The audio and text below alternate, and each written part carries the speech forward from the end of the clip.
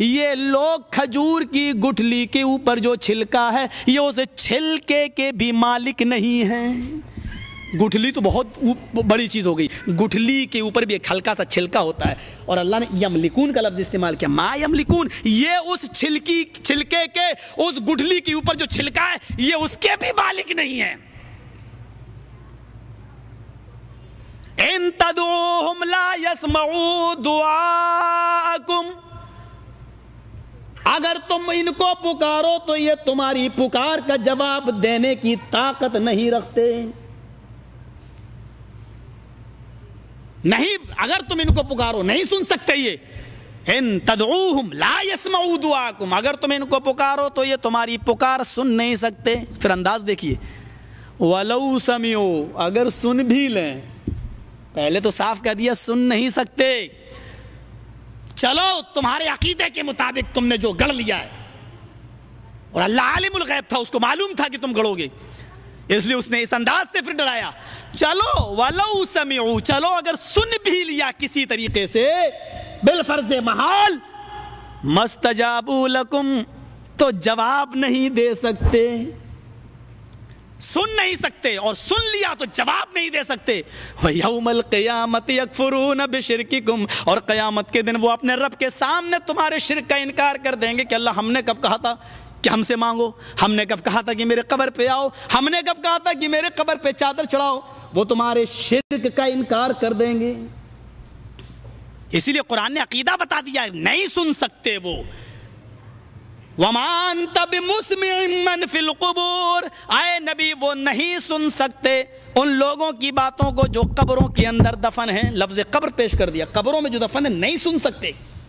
اور ایک جگہ اللہ نے سورہ نمل آیت نمبر 80 میں کہا اِنَّكَ لَا تُسْمِعُ الْمَوْتَى وَلَا تُسْمِعُ الصُّمَّ الدُّعَاءَ. اس لفظ پر غور کیجئے گا, اے نبی آپ اپنی آواز مردوں کو نہیں سنا سکتے. اِنَّكَ لا تسمع الموتى, اے نبی آپ اپنی آواز مردوں کو نہیں سنا سکتے. اور اس کے بعد اللہ نے کیا کہا, ولا تسمع الصم الدعاء, اور اے نبی آپ بہروں کو بھی نہیں سنا سکتے. کبھی غور کیا آپ نے, جب اللہ نے یہ کہہ دیا تھا کہ اے نبی آپ مردوں کو نہیں سنا سکتے, تو مردے کے بعد بہرے کو الگ سے پیش کرنے کی کیا ضرورت تھی؟ پوائنٹ پر نوٹ کرو, اے نبی آپ مردوں کو اپنی آواز نہیں سنا سکتے. انک لا تسمع الموتى, جاؤ قرآن اٹھاؤ سورہ نمل آیت نمبر 80, ترجمہ دیکھ لو, اے نبی تم مردوں کو نہیں سنا سکتے. ولا تسمع الصم الدعاء, بہروں کو بھی نہیں سنا سکتے. جب کہہ دیا تھا مردوں کو نہیں سنا سکتے تو بہروں کو کیوں کہا اللہ نے کہ بہروں کو نہیں سنا سکتے؟ کیونکہ بہرے کے پاس صرف ایک طاقت نہیں ہوتی اور ساری طاقتیں ہوتی ہیں.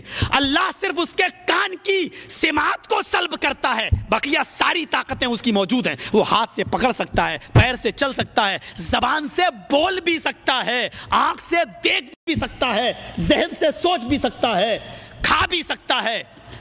اس کے پاس چلنے کی طاقت ہے, اس کے پاس اٹھنے کی, بیٹھنے کی, سونے کی طاقت ہے, کھانے پینے کی طاقت ہے, بولنے کی طاقت ہے, دیکھنے کی طاقت ہے. ہم نے اس کو ساری طاقتیں دی ہیں, صرف ایک طاقت اس سے چھینی ہے, سننے کی. صرف سماعت کو ہم نے سلب کیا ہے. اے نبی جس سے ہم صرف ایک طاقت چھینتے ہیں, سماعت, اور ساری طاقتیں اس کے پاس موجود ہیں. جس سے ایک طاقت چھینی ہو اس کو آپ نہیں سنا سکتے, اور جس کی ساری طاقتوں کو ہم نے چھین لیا ہو اس کو آپ کیا سنا پائیں گے؟ ایک طاقت جس کے چھینی ہو اس کو آپ نہیں سنا سکتے, اور جس سے ساری طاقتیں ہم نے سلب کر لی ہوں اس کو آپ کیا سنا پائیں گے؟ اتنی موٹی سی باتیں. لیکن نہیں, ولی صاحب آپ کی ساری باتیں صحیح, لیکن ہم تو 9 9 19 کہیں گے, ہمارے باپ نے 18 بتایا ہی نہیں ہے. ہم تو وہی کہیں گے, بابا تیرے در پہ آیا ہوں تو جھولا جھولی بھر کے جاؤں گا. بے شمار واقعہ. ہمارے اٹاوا کی ایک لڑکی کی شادی کانپور میں ہو گئی, اتفاق سے وہ ان لوگوں میں چلی گئی. اتفاق سے نہیں ہوتا یہ معاملے, یہ جان بوجھ کر ہوتے ہیں. دینداری نہیں دیکھا جائے گا, جب یہ دیکھا جائے گا پراپرٹی ملے, زمین ملے, جائیداد ملے, میری لڑکی سکون سے رہے, تو وہ یہ نہیں دیکھتا پھر باپ کہ میں اپنی لڑکی کی شادی کہاں کر رہا ہوں, یہ نہیں دیکھتا. بہرحال وہ چلی گئی, لیکن مطالعہ اس کا اچھا تھا. 4 سال تک بیٹی بیٹا کچھ نہیں ہوا. اس کے گھر میں جو اس کی نند تھی وہ بہت کہتی تھی چلو ہمارے ہاں ایک بابا ہیں ان کے پاس چلو, جو جاتا خالی ہاتھ نہیں لوٹتا, انشاءاللہ تمہیں بھی بیٹا بیٹی ضرور ملے. اور وہ نہیں جاتی تھی. ایک دن وہ غصے میں اپنے بھائی سے کہنے لگی اس کو چھوڑو, طلاق دو. جب بیٹا بیٹی کچھ نہیں ہو رہا, یہ جاتی بھی نہیں ہے, چلو دوسری شادی کر لو, اس کو طلاق دے دو. اس نے جب طلاق کا نام سنا تو چڑھ بیٹھی اپنی نند کے اوپر اور بولی اے تجھے اپنے بابا پہ بہت بھروسہ ہے کیا؟ بولی ہاں. چل تو دیکھ, اس کے بعد اگر بیٹا بیٹی نہ ملے تو کہنا. کہا اچھا ایک بات بتا, تیرے رشتے نہیں آ رہے ہیں, تو پہلے بابا کے پاس جا. تو کہا دیکھو بھابھی میرا مذاق مت اڑاؤ, تم جانتی ہو میرے رشتے تو آ رہے ہیں لیکن اس کے بعد ختم ہو جاتے ہیں. کہا کیوں؟ کہا بھائی میری شکل اچھی نہیں ہے, میں کالی ہوں, آج کل لڑکے چاہتے ہیں کہ گوری لڑکی ملے, خوبصورت ملے. کہا اچھا اس لیے تیرے رشتے ختم ہو رہے ہیں؟ کہاں. کہا اچھا تو اپنے بابا کے پاس چل اور یہ کہے کہ بابا میرا رنگ کالا ہے, اس کو گورا کر دو. اگر تیرے بابا نے تیرے کالے رنگ کو گورا کر دیا اور تیرا رشتہ طے ہو گیا تو پھر میں چلوں گی تیرے بابا کے پاس. یہ کیا بات رہی؟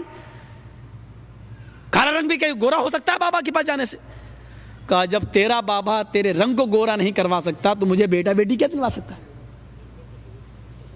اور یہی بات پورے گھر کی اصلاح کے لیے کافی ہو گئی. پورا گھر اہل حدیث ہو, پورا گھر کنورٹ ہو گیا. سمجھا دیا گیا. یا تو باقاعدہ کہا جا رہا ہے کہ نہیں صاحب اللہ ڈائریکٹ سنتا ہی نہیں ہے, ان کو ان کے پاس جاؤ, ان سے کہو, یہ دعائیں لے کر اوپر جاتے ہیں. میری سمجھ میں نہیں آتا کہ نماز بھی تو ایک دعا ہے, اس میں آپ نے کہا اہدنا الصراط المستقیم صراط الذین انعمت علیہم غیر المغضوب علیہم ولا الضالین. یہ دعا ڈائریکٹ کیسے چلی جاتی ہے میری سمجھ میں نہیں آتی. وضو کے بعد کی دعا ڈائریکٹ کیسے چلی جاتی ہے؟ ان ساری دعاؤں پر تو کبھی آپ یہ نہیں کہتے کہ بابا میری دعا لے کر اوپر جاؤ. صرف بیٹا بیٹی کا معاملہ آتا تو آپ کہتے ہیں کہ بابا میری دعا اوپر تک لے جاؤ, اللہ سے قبول کروا دو, اللہ کو منا لو, اللہ کو راضی کر دو. اور ساری دعائیں اللہ ڈائریکٹ قبول کرے, صرف بیٹا بیٹی کی دعا اللہ ڈائریکٹ نہ قبول کرے, یا ٹھیکہ دے رکھا ہو. ذرا غور کرو میرے بھائیو, کیا معاملات ہیں, ذرا سوچئے تو صحیح. اس کو اس انداز سے سمجھنے کی کوشش کرو کہ ایک آدمی تھا, ایک لطیفہ ہے یہ, ایک آدمی تھا وہ ڈائریکٹ کبھی مانگتا ہی نہیں تھا, یہاں تک کہ نماز اور روزہ جیسی عبادت بھی بابا اللہ تک پہنچا دو. نماز پڑھتا تھا, کہتا تھا بابا میری نماز اللہ تک پہنچا دو. ایک دن یہ بیٹھا بیچارہ گاڑی پہ جا رہا ہے اور گاڑی پہاڑ کے اوپر چل رہی ہے, پھسل جاتی ہے, بریک فیل ہو جاتے ہیں, پہاڑ کے اوپر سے نیچے گرتا ہے. لیکن ڈرائیور کو معلوم ہے کہ پہاڑ کے جڑ سے, بیچ سے درخت کی جڑ نکلی ہوئی ہے. اس نے ڈھکن کھولا, کھڑکی کھولی اور کود گیا اور وہ بیچ میں آ کر پیڑ پر لٹک گیا. ایسے نیچے لٹکا ہے اور ماروتی نیچے گری, گاڑی نیچے گری اور وہ آدمی جتنے بیٹھے تھے سب مر گئے. اب یہ اوپر دیکھتا ہے تو 2 کلومیٹر اونچا پہاڑ, نیچے دیکھتا ہے تو 2-3 کلومیٹر گہری کھائی, پیڑ پکڑا ہوا درخت. آج اس کو نہ اجمیر والا یاد آ رہا ہے نہ کچھوچا والا. آج وہ ڈائریکٹ اس پوزیشن پہ کہتا ہے اللہ اے اللہ تو مجھے بچا لے.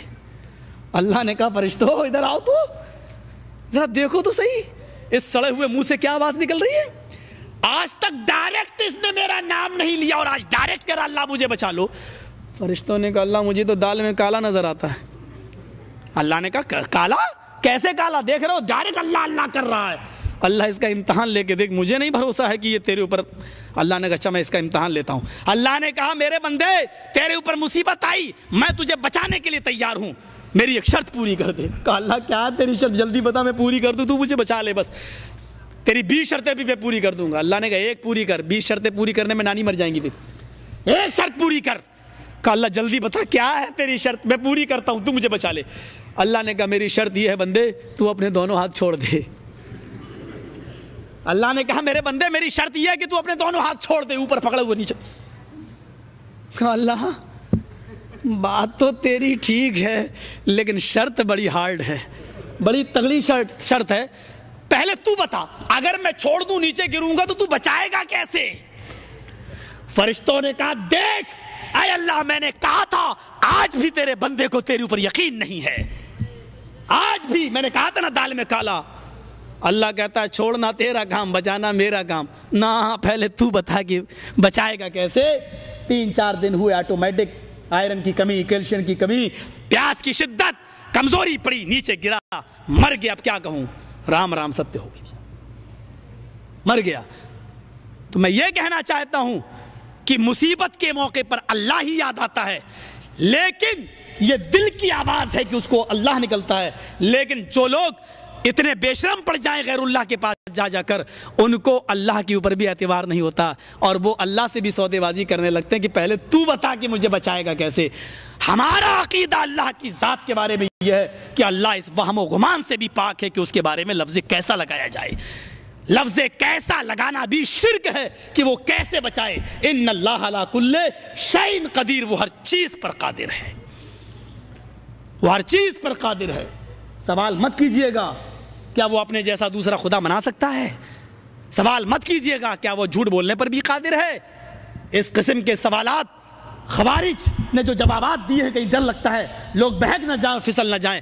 میرے بھائیوں، اللہ کے بارے میں عقیدہ رکھنا چاہیے کہ اللہ ہر چیز پر قادر ہے۔ اس کا یہ معنی نہیں لینا چاہیے کہ اللہ قادر کا مطلب قوی، اللہ تعالیٰ قوی ہے، طاقت رکھتا ہے، یعنی اپنے جیسا دوسرا خدا نہیں بنا سکتا لیکن طاقت رکھتا ہے لیکن بنا نہیں۔ اللہ تعالیٰ ہر چیز پر قادر ہے۔ وہ سوالات میں جانا ہی نہیں چاہیے، اور جب وہ سوالات ہمارے ذہن میں آئے تو اعوذ باللہ من الشیطان الرجیم پڑھنا چاہیے۔ اور بھی بہت سی باتیں میرے بھائیو، چلو آج میں نے کچھ ضرورت سے زیادہ آپ کا ٹائم لے لیا ہے، میں جانتا بھی ہوں کہ مجھے آپ کے وقت کا احساس بھی ہے، چونکہ کل بھی پروگرام ہے، پرسوں بھی پروگرام ہے، اس کے بعد بھی پروگرام ہے۔ ہم اللہ سے دعا کرتے ہیں کہ بارے اللہ ہمیں توحید کی اہمیت سمجھنے کی اور شرک کی برائیوں کو سمجھنے کی توفیق عطا فرما، اور شرک سے ہمیں اجتناب کرنے کی اور توحید پر گامزن رہنے کی توفیق عطا فرما، اور جب تک ہم زندہ رہیں اسلام پہ زندہ رکھنا، اور جب ہمارا خاتمہ ہو تو ایمان پر خاتمہ فرمانا۔ وما علینا الا البلاغ المبین، وآخر دعوانا ان الحمد للہ رب العالمین۔ السلام علیکم ورحمۃ اللہ وبرکاتہ۔